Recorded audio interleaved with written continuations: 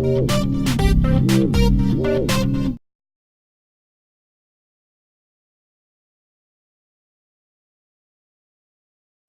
but with that, we're going to formally start the meeting here. So we have the agenda and the minutes. I don't think we have any minutes to approve, do we? You don't have the minutes from yesterday's. Okay. At this time, I'll make a motion to approve the agenda this morning. Okay. I'll second that. The motion and second in favor of approving the agenda as it's so printed out. All in favor? Aye. Aye. Old business. I have none. New business, and with that, Tom, you got the lead today, and Mary, you don't feel slighted, but you're down. Okay. With that, okay, Tom. As you know, the county was a recipient of $191,600 in grant funds from the U.S. Department of Energy and their block grant program. We have hired Wagner and Weininger Architects and Twin Rivers Engineering Consultants to prepare the bids and specifications for that. And so this morning is the hearing on those bids and specifications. Following that will be a resolution approving those. And then we did open bids last Thursday, and is Ed there this morning? Yes, Ed is here. Okay, and he can talk about some of the matters with regards to the bids and following the hearing and the approval of the plans and specifications. Okay. Well, first of all, we'll formally open the public portion of this hearing, and this is in regards to the plans and specifications for the fairgrounds, arena, the HVAC, heating, and ventilation and air conditioning improvements. Comment from the public on it? Good morning.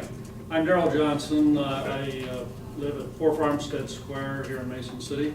I'm a member of the North Iowa Fair Board, and I'm here in support of this contract. We believe that it's important, and it will certainly benefit all citizens of Cerro Gordo County and anyone who actually uses the arena. As we move forward on that contract and on the project, we would ask that we have very close communication. Obviously, we have a number of events, including the county fair, scheduled this summer. And I would ask that we ensure that we have communication with Larry Drabick, our interim manager, so that we can coordinate the activities that we have ongoing and obviously the project itself. And I'd ask that it be structured in some formal way, maybe a Monday morning meeting so as to discuss activities that we would each have ongoing during that week. Again, we look forward to the successful conclusion of this project. Okay. Thank you, Darrell. Any other comment? And I'll comment on the comment. Did those things, like for the jail, we had construction progress reports, and so we've done that before. And we have Ed Weininger, local architect engineering firm, that's going to be our boots on the ground for this project, if you will. But yes, we'll take that in. But with that, any other chance to speak on this publicly?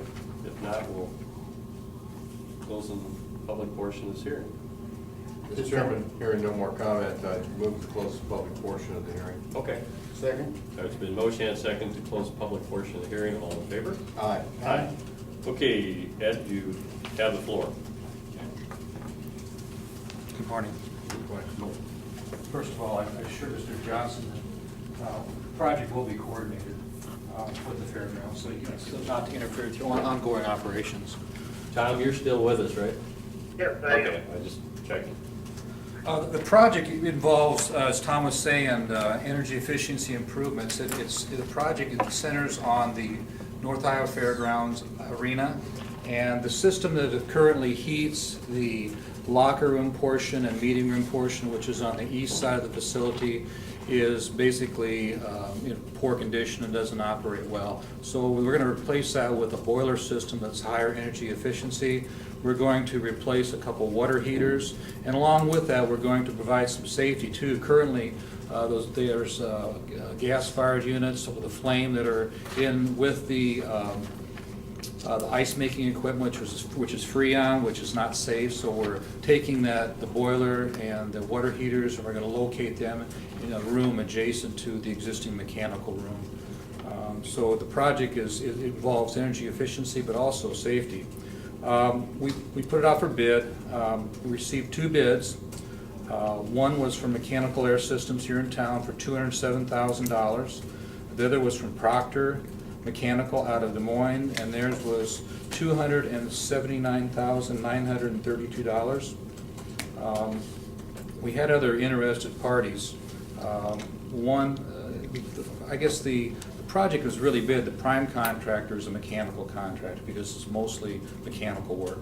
The subcontractors are the general contractor and also the electrical contractor. With that, then there's a bond requirement, as you're aware of. So we had one contractor, Payne Plumbing and Heating in town here, who was unable to get bonded for the amount, so they couldn't bid the project. Our estimate for the project, along with Twin Rivers, was $161,000. So we're substantially over that, and so we've gone back and talked with Mechanical Air and the engineers on the project.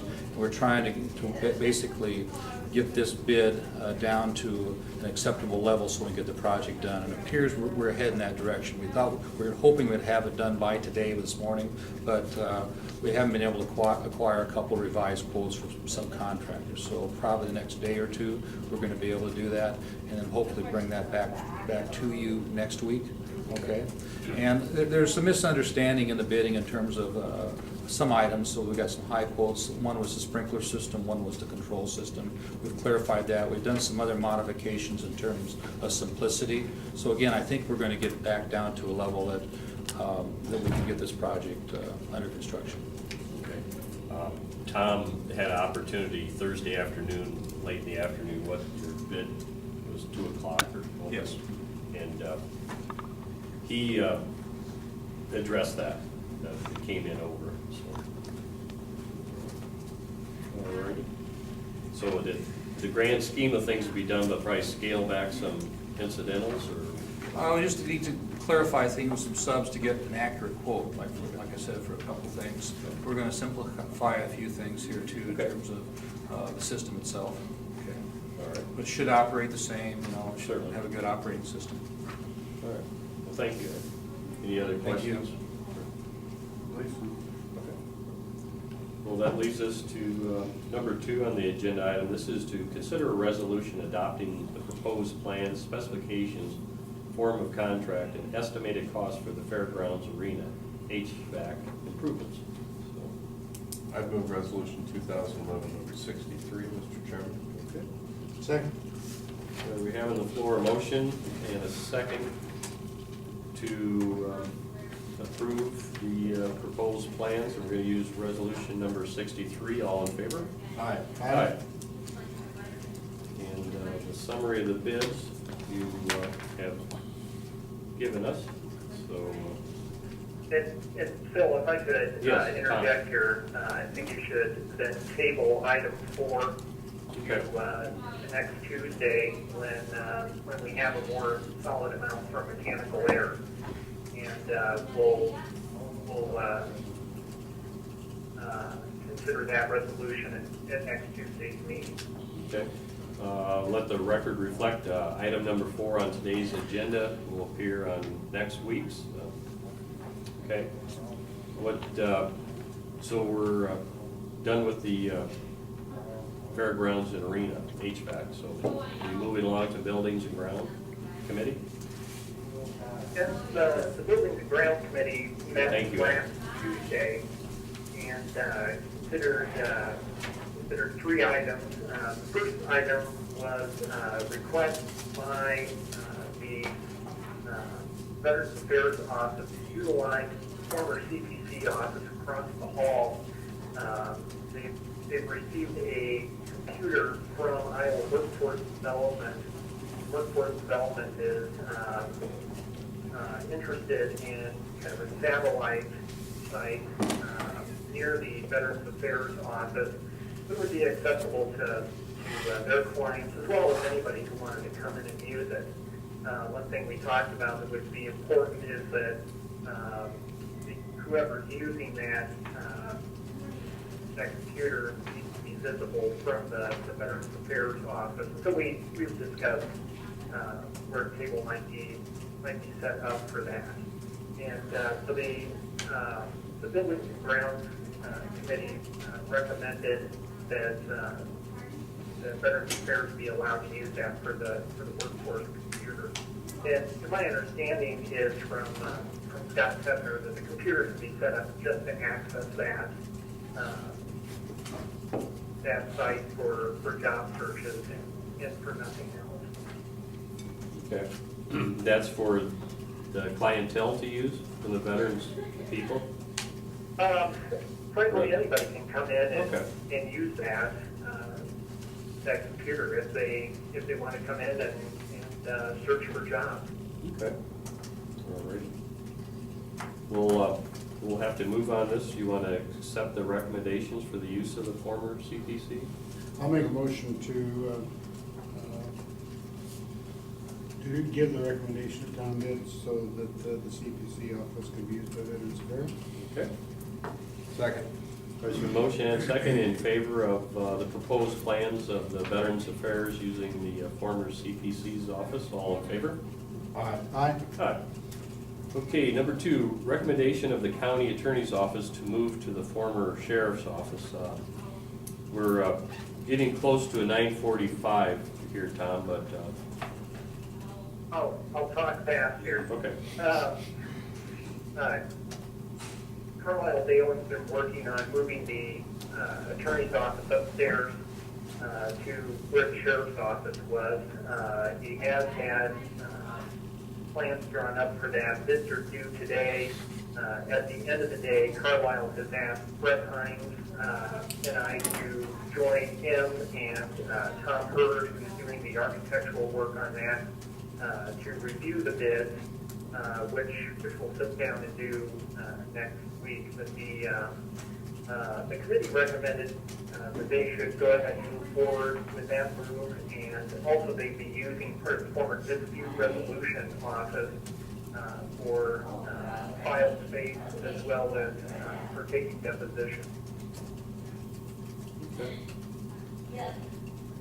Tom, do you have a projected cost of the renovation? I believe it's under $100,000, so it required competitive quotations under Chapter 26 of Iowa Code. I think, if I recall, what Carlisle said at that meeting last week was they're probably looking around like a $90,000 project. Okay. We would probably utilize a portion of the proceeds from the sale of the annex for that project. Thank you, Tom. Yep. Okay. Motion to approve. Second. Okay. The motion and second to approve and accept the recommendations of the county attorney's office to move to the former sheriff's office. All in favor?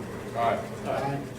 Okay, and then number 3, I'll just skirt through this, and with that, that will be part of securing the southwest entrance to the courthouse. We've talked for some time about possibly securing that southwest entrance, making just one point of entry for the general public at the front of the building.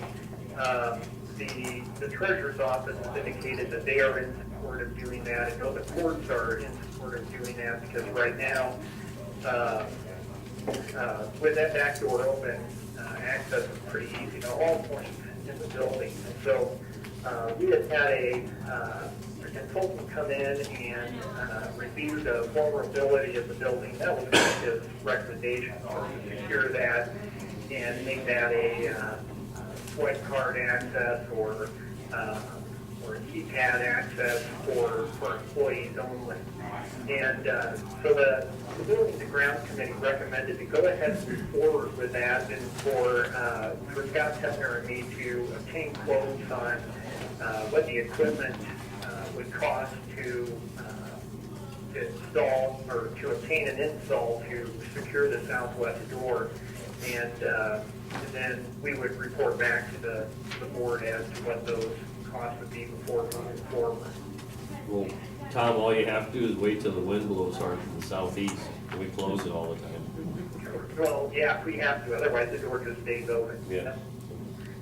Do we have a cost on, rough idea of a cost on what it's gonna cost to secure that door? Scott has estimated the cost between $4,000 and $6,000.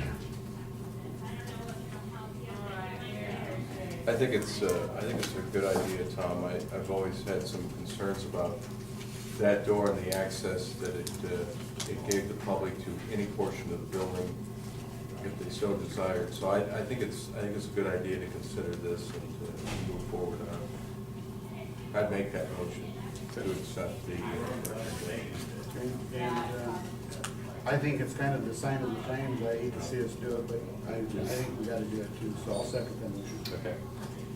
We have a motion, and it's been second in reference to securing of the southwest entrance to the courthouse. All in favor? Aye. Aye. Aye. Tom, we're gonna cut you off, okay? All right, that's fine with me. All right, Go back thank to you, Tom. vacation. Okay. Okay, moving along, letter C, or, sorry? See you next week. Oh, yeah. Yeah. Well, come on, Tom. All right, with that, the county engineers line items, and I know we're pushing the envelope on the 945. I think we've stretched it. Last April, the supervisors, you guys received a petition to close, or not to close, I'm sorry, to reclassify a portion of Heather Avenue south of B43. And you will see it on that aerial, or not an aerial, but just this map that I gave you. You guys can share. I'll let you fight over the copy. I don't know, does anybody else have additional copies? Copy of our ordinance and the map showing which portion of road we're talking about, and then some photos showing the current conditions. The petition was received last April from the adjoining property owners, and all the owners had signed except for conservation. And since then, I've talked with Fred, and he's talked to his conservation board, and they've signed a letter in support of reclassifying this road. Currently, the road is a level B road, which is a minimum maintenance route. Now, a level C road would be a gated road, and only the people having access would be law enforcement, county officials doing maintenance, and then the adjoining property owners. Anybody else on that road without permission would be in violation of trespassing. Let's see here. Now, it seems that Fred had a few concerns. I don't know if we want to Okay. open it up. Yes, at this time, we're going to formally open the public portion of this hearing. Fred had some concerns in his letter, and I don't know if we want to speak to those concerns. Well, I can just briefly, I guess, you guys have copies of the letter, correct? I don't think, I didn't do Okay, that. okay, that's fine, it's not a problem, I can just paraphrase it really quickly. The concerns expressed by the county conservation board members were very simple, and the issue was that access, ingress and egress be maintained in perpetuity, and that was their real concern. Just, we have access for management activities, and they didn't want to see that the corridor be reverted back to agricultural purposes unless there was further discussion or opportunity to discuss that point. because we certainly do need access back there. And that was basically it, that was their main concern, so that's in this letter. So. And a gate provided it has the appropriate keys and such to Absolutely. personnel satisfies that issue. So everybody, and then speaking to the point of reverting it back to cropland, the adjacent property owner, it's not a vacation, so the adjacent property owner should not be converting it back to back to cropland. It's still, its main function is a road to access those properties. Will they be notified of that? I can certainly make it clear in the letter and follow. They got some big trees they gotta worry about. Yeah, they do. But as you can see from the photos, it's current condition, and unfortunately, I went and took these photos, and the road happened to be bladed a few days before that. Yeah, it does look, yeah. You can see some of the ruts on the edges of the roads that I've pointed out. People like to go back there and go four-wheeling, and then they tear up the road, which causes us to do additional maintenance and blading. The road's not a through road, it just accesses the properties. So really, nobody has a reason to be on it except those adjoining property owners. We do, ordinance 32 is our county ordinance that allows us to, state code allowed us to create this ordinance, so you guys have the authority to establish a level for area service C. Let's see, I was gonna ask where it was, if it wasn't vacated, where it was going. It would be posted as a C. And just to point out certain maintenance requirements, we don't do blading on a regular basis, and snow and ice is not removed, and there's no additional signing except for that it is a level C road. No weed and brush control or road surfacing, which a lot of this we don't do now because it is a minimum maintenance road. Okay. And then the access is restricted by a gate, and the property owners are responsible for the purchase of the gate and installation, and then maintaining the gates. And when the gate is installed, it needs to be installed so that people can get through it. Oh, like just put a gate and go around. Yeah. Well, okay. Well, with that, anyone else here want to speak to this issue? We're still in public portion mode, if you will. Sir, did you have? I'm one of the landowners there. I just, Could you state your name for the record? Oh, yeah. Douglas Newberg. Okay. Okay. The road isn't, it's not maintained anyway, or it's not patrolled, and that's one of the problems. They're just going down there, and we were coming there last fall to harvest and couldn't even drive a truck down the road. It was torn up so bad. That's all fine if you call the road grader ahead of time and know it, but they go in there as soon as it rains, and there's no reason to be down there. And they're also driving out in the fields because it's not patrolled, and they did it again. I can show you a spot right now where they planted it, and they went out there and drove around and throwing junk down there, and it's been a problem for a while, and like I said, we're willing to cooperate, give keys to anybody who needs to go down there for any reason, and that's not a problem at all. We just, Well, it's much appreciated, as an adjacent landowner to, all work together in this. yeah, Sounds like it's a win-win. I think so, though. Even the county, the group that grades it, it's frustrating for them too, because it's tore up so bad that they have to make several passes, and Okay. I guess that's all I really have to speak about, though. So. Okay, thank you. And we'll get to your other items. With that, one last call. Anyone wants to speak on this behalf? So I'll call to close the public portion here. Okay, Bob? I guess I'm working on both sides here, because we have some ground that we found, my son and I farm on the north end of this, where we gotta go through it. And I followed Doug's sentiments exactly. We see everything from TVs down there to ruts in the road that deep, and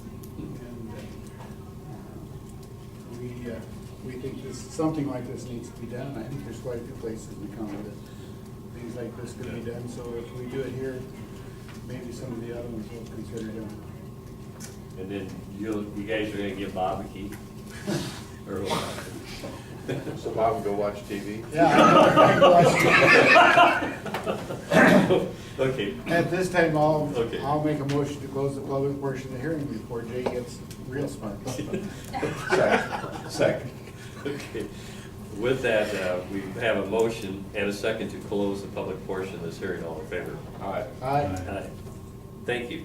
We'll be moving along on this item, and then we'll get back to your Okay, birthday. well, I was gonna say, and then I did prepare the resolution, Oh. if you guys wanted to move forward with it today, or if you wanted to wait till next week, that's up to Yeah, you. I make a motion to approve resolution 2011, number 64, reclassifying Heather Avenue to LKC. And I'll second resolution 2011, number 64. All right. We have a motion and a second on the reclassification of a portion of Heather Avenue down to a letter C. And we're going to use resolution number 64. All in favor? Aye. Aye. Aye. Okay, thank you. All right. And then our regular report of Regular report. activity. We had our pre-con for S14. The contractor's schedule was to start June 23rd. With these couple days of rain, I don't know if that'll push them back a few days, but still about the timeline I said. I think it was the 20th now, it's the 23rd. S66 bridge replacement down by Doherty's going well. They're excavating now for the footings for the piers, and they are possibly going to pour concrete on Thursday or Friday. Okay. B30 is moving along. We have a problem with some of our detour signs that are, or the ones marking the golf course are getting stolen. So it's a little frustrating, but it's moving along. I don't know if Mary wants to add anything about B30. I think it's going fairly well. It's about at least a third of the way completed. Oh, it is. It's moving along pretty fast. Good. And then I had mentioned last week that Golden Grain will be fixing their crossing on 240th Street, also 43rd Street in Mesa City. Depends which direction you're coming from, but they called me yesterday and would like to do that tomorrow. So we will have that road closed tomorrow. I talked to my media friends here, and they are going to get that advertised and get the word out. So it should only take a day, they've assured me, as anything weather permitting. But when I talked to Walter out there, he did say that they do work in a little bit of rain, so they won't necessarily get rained out if it's mild rain. So, thanks, John. So we'll have that just closed at Pierce and then Taft, so traffic can go north on those two routes. That's all I have to report on. Okay, before we move on to number 2, we have some detours with roads, and what's the procedure for, the detour off hard surface side of the gravel for like some dust control and strategic points, not the whole thing? Not the whole thing. We look at, like on B30, for example, everybody continues to go through until they get to Yarrow. Okay. And then they go south on Yarrow. So we put dust control for 2 houses on Yarrow, Okay. a few 100 foot.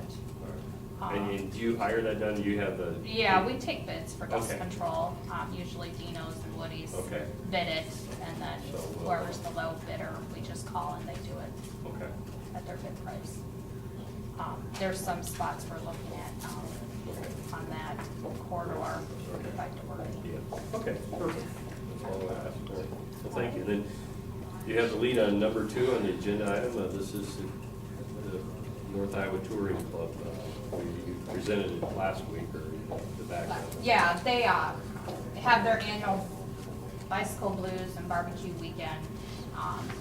And with that, they have their bicycle race, which is a sanctioned race. And the United States Cycling Federation requires that they get permission from the Okay.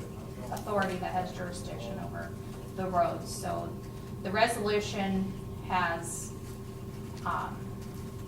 permission to grant closure. They always close that ending portion on B35 because if they have a photo finish and whatnot for safety of the bicyclists. And we've always provided the signs, and then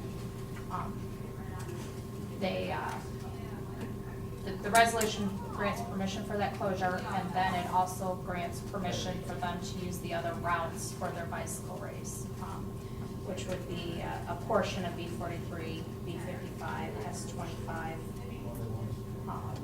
B 35. And that should be about it. And then that race is 8 to 2 on Sunday, July 10th. And we've done this the last few years. Yes. At this time, I'll make a motion to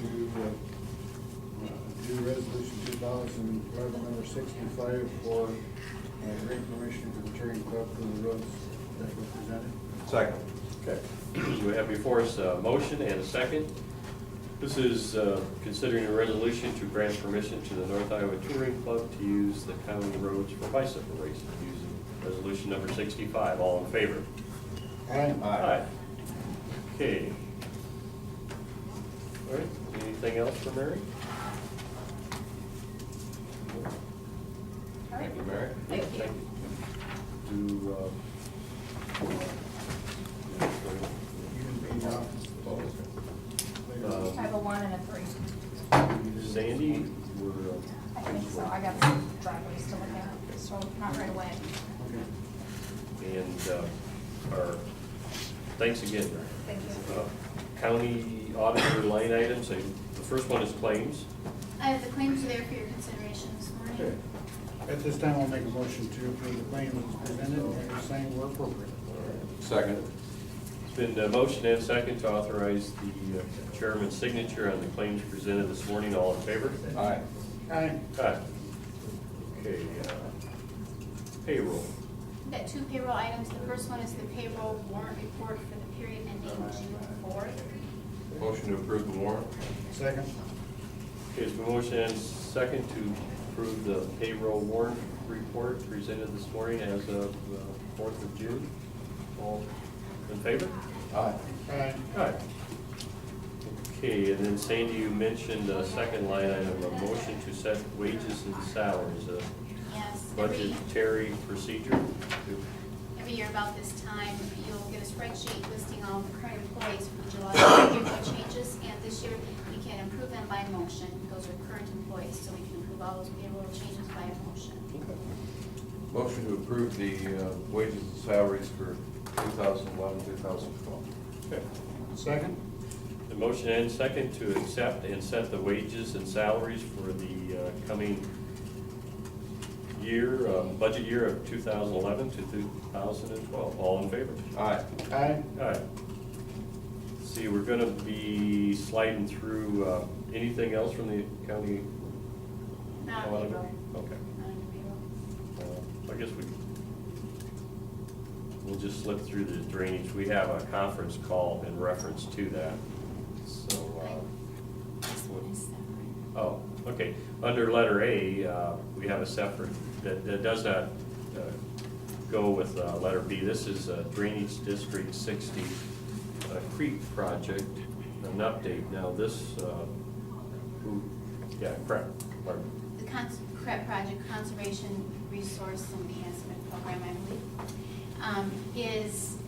has been approved for Drainage District 60. Mike Borland from the state had called late last week, and to indicate that the state is ready to put the project out for bid. And back in March, the board had given approval for the CREP project because it's within land in Drainage District 60. And at that time, there was discussion about a repair that needed to be made in Drainage District 60. Mike Borland's question late last week was, we're going to put it out for bid, do you want the Drainage District repair to be bid at the same time? And I look back at the March discussion, there were a couple of options. Yes, to put it out for bid at the same time, or let the state bid their own project and then Larry Pearman could be involved, at which time that their contractor was out there, maybe piggyback on, that contract being present on site. So Mike Borland was just kind of looking for some direction from the board. What direction did you want to go? Did you want them to bid, No. or did you want to wait on that? If I remember the discussion, while everyone's there, we'll do it at one time.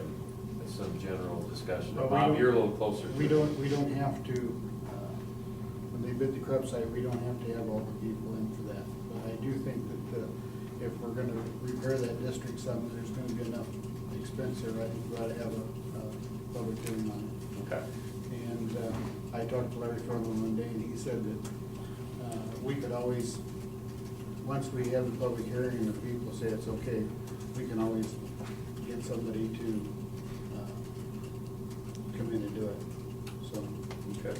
I think that's where we should go. We'll just set a public hearing Okay. in the next couple of weeks and go that direction. Okay.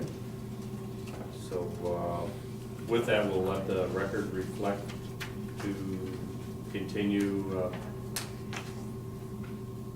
on Aaron, the- you want the state to proceed with their project Correct. independent from our work, and I will communicate that to Mike Portland. Okay. I told him I'd get back to him today. All right, all right. As far as other drainage items not related to the 11 o'clock meeting, I do have a couple. Okay. Drainage District 41 in the main, there's a blowout reported by Paul Anderson. In Drainage District 62 in the main, there is also a tile blowout in the field reported by Tom Wiseman. Okay. Mr. Chairman, at this time, not being the expert on drainage districts like Tom Anderson is, but being willing to move forward anyway, I'd like to authorize Larry Fairman to investigate District 41 and 62 as presented by the auditor's office. And I'll second that motion. Okay, we have a motion and a second in favor of investigating the said drainage district problems, 41 and 62. And have Larry Fearman investigate. All in favor? Aye. Aye. Okay, was there anything else, Sandy? Nothing concerning drainage at this Okay. time. Well, we're well before 11 o'clock, so, I do have the clerk's monthly report of fees. yes. Was it all in order? It is. Motion to approve. Second. Authorize chair's signature. Okay, we have a motion and a second to approve the clerk's monthly report of fees and authorize the chair's signature on them. All in favor? Aye. Aye. Okay, moving along to the Precinct Atlas program that our county here developed, and a lot of other counties, I think we're up to 37, 38, 39 are adopting, and there's 3 more. And so with this is to authorize the chair to sign a memorandum of understanding with Appaloosa, Des Moines, and Johnson County. Motion to approve. Authorize your signature. Okay. Second. All right, any discussion? Okay, with that, it's been motion and a second to authorize the chair's signature on the memorandum understandings in reference to the Precinct Atlas program. All in favor? Aye. Aye. Aye. Okay, Also, under Precinct Dallas, we've got another related item Heather will present. Oh, okay. Concerning Precinct Heather? Dallas. Ken is out of the office today, so he asked me to do this. We have received notice that Cerro County has received a 2011 Achievement Award for Precinct Atlas from the National Association of Counties. And in addition to the Achievement Award, we have also received another award, a Best of Category Award, and there are only 16 of those awarded. So we received 2 different awards. and a little background, this is from an organization called NACO. It's the National Association of Counties, and they're, what can you tell about the background of their organization that behalf lobby and for the counties? I believe there's 3,640 in America, and it's we're recognized from this organization for doing good, Right. award winning. Yes. Yeah. So, okay. Yeah, I'd just say that you didn't need to ask the question until you answered it too. But I think the National Association of Counties is, a very active member that we've been a part of, and they recognize achievement, I think, in the counties across our nation, and feel very honored to have both of these awards. And I think it reflects very well on the quality of our employees, both in the auditor's office and our MIS department, that they've worked together to develop this system that now is recognized nationally, not only statewide, but nationally. So a nice achievement for them. You bet, I think it is too. It's something that I think has been well done for us, and I think we can all be proud of it. Do you want me to add anything? Not really. Oh, okay. But gonna do it anyway. Okay. You know, we do have some young men here. Yes. Their time is very valuable. Okay, but moving along, I've had the opportunity and the privilege to attend one of these NACO things. And just a little sidebar, they kind of split it up to rural and urban. I mean, actually, like Dade County or larger counties, LA or Orange County, doesn't have a lot to do, but they kind of separate these organizations in a sense. But what I'm trying to get at is, this award is, Dade County could use this program, if you will. New York could use it. It's no urban rural deal. This program they developed, could be accepted wherever. So anyway, with that, we'll be moving along. Do you want to say that Dade County and the bigger cities, they don't have much to do? Is that what you just said? Yeah, I can add that. Let's Okay. move on. Yes, we will. Okay, we have the Clear Lake Golf boys here, and we're going to recognize you. With that, you want to stand up and introduce, and we'll get to your achievements here. I can introduce these guys. They're here in school. This is Sean Snelling. Sean's a sophomore. Next to him is Luke Munson, who is a junior. I have Ryan Iverson. The rest of these guys are all seniors here. Ryan Iverson, Chase Duesenberg, Brent Tarr, and Jared Botchin. At the state tournament, right here, Luke Munson finished in a three-way tie for, well, I guess it'd be fourth, but he was only one shot off the lead to play in a four-way for the individual medalist. So he placed very high, and Brent Tarr was the individual medalist at the state tournament. And he won a sudden death playoff with three other guys. We were in third place after day one. We were 10 strokes down. Kind of, I don't know, I'm not going to say unprecedented, but it's something that usually doesn't happen. And these guys came back and erased a 10-stroke deficit after 9 holes, and then went on and beat the rest of the field by 5 holes in the second night. So we actually jumped the first place team, and we improved by 15 strokes above everyone in the field on day 2. So these guys all year, we had some bad times early in the year, and we weren't very good, and that's something you don't see anymore. A lot of times kids anymore, if they're not very good, they like to find other things to do to have a good excuse, maybe quit, go and work. But these guys stayed at the golf course until dark about every night. We changed some swings. We worked on a lot of our game, and with the word we like to use is perseverance, because that's a word that's well hidden, I think, in our society at times. And these guys persevered, being down when a lot of people counted them out, and won a state title. So. Mr. Chairman, I just wanted to add that last week I said that we were in one of the unique positions here of having 2 golf champions crowned on the same day in our county, which I think is really unique, and it's a great achievement. And having walked the fairways with some of these boys on a number of occasions, because their opening meet every year is against Newman, we had a chance to see that, and they were the only team to defeat Newman outright this year in the initial meet we had, which I think was on April 5th. And they have established, I think, a reputation over the years in Clear Lake of having really quality golf teams. Many years at the state tournament, victors in the past, obviously. But I think, Coach Perry, your comments are really correct when you said that you have to persevere. It's easy to give in. It's easy to become discouraged when you're behind. But the real test of any team or any organization or any group is how you persevere, as you said, when you are behind, and how you keep to your task and you try to overcome. Because golf's a grinding game. It's a long haul over 2 days. You've got 36 holes.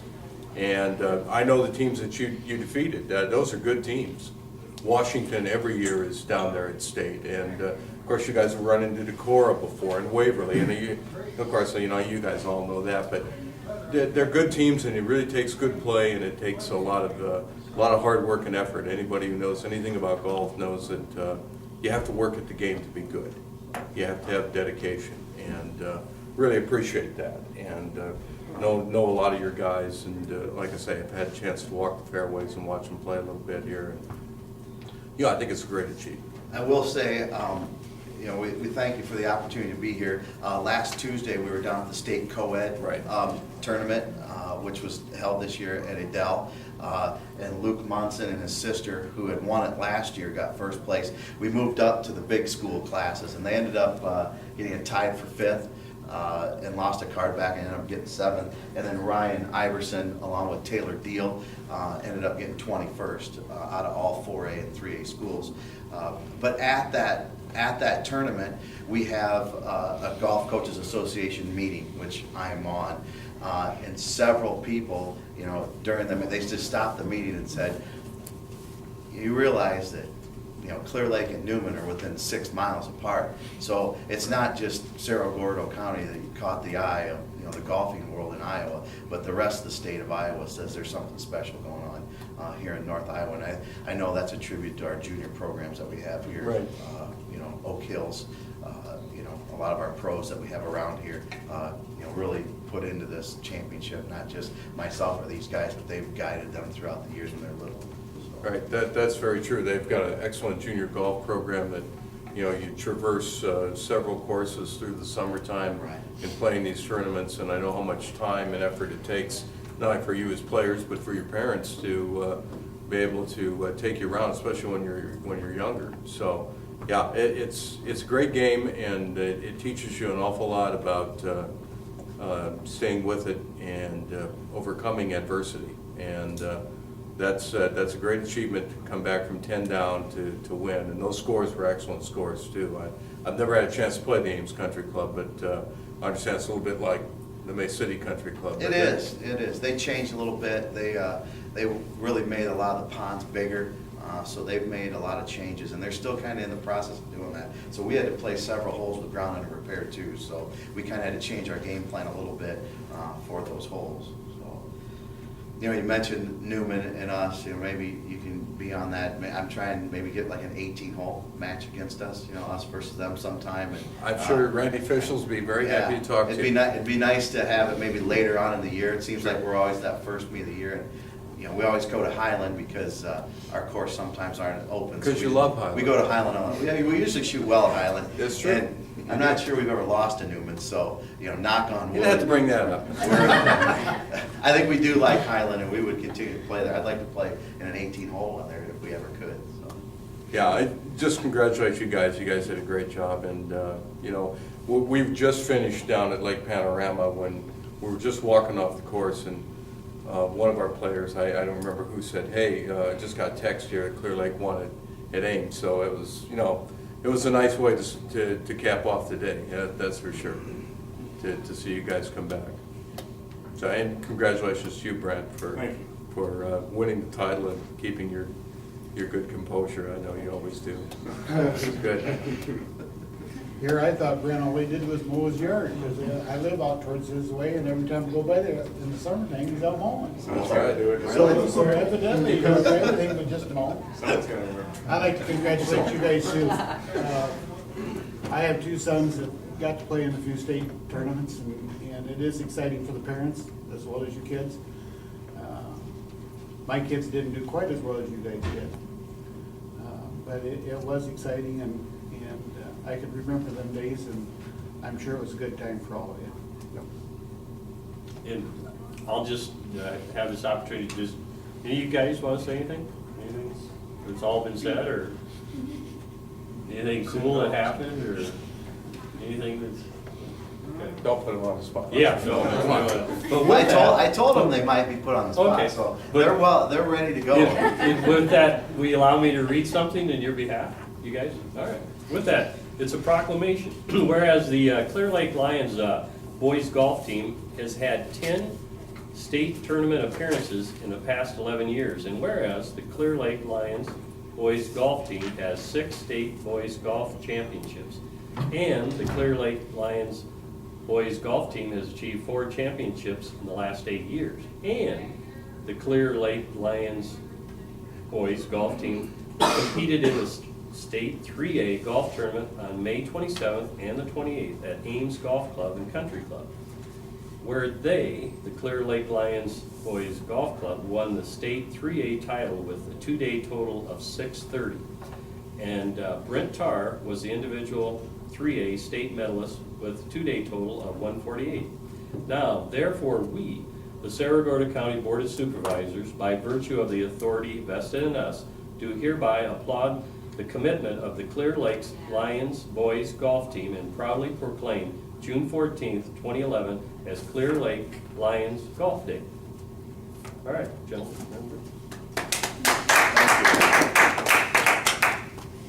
Okay. That proclamation was written by Michelle Rush, our clerk to the board. She's very talented. Yes, she know. is. Yeah, she is. Well, thank you very much for the Oh, opportunity, yeah. for recognizing us. That was very nice. All right.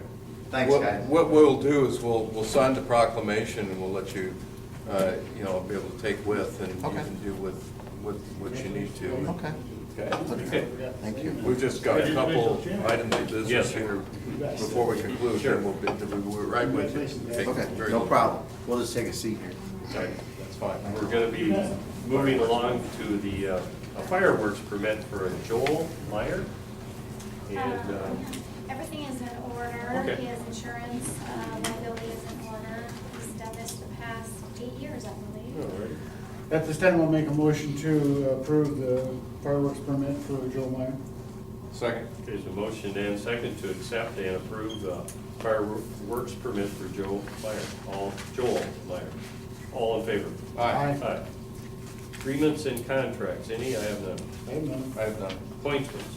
None. Not at this time. Okay, so we're going to adjourn till 11 for our conference call with. Mr. Chairman, I make a motion to recess until 11 o'clock. All right. Second. All in favor? Aye. Aye. Okay, at 11. Okay.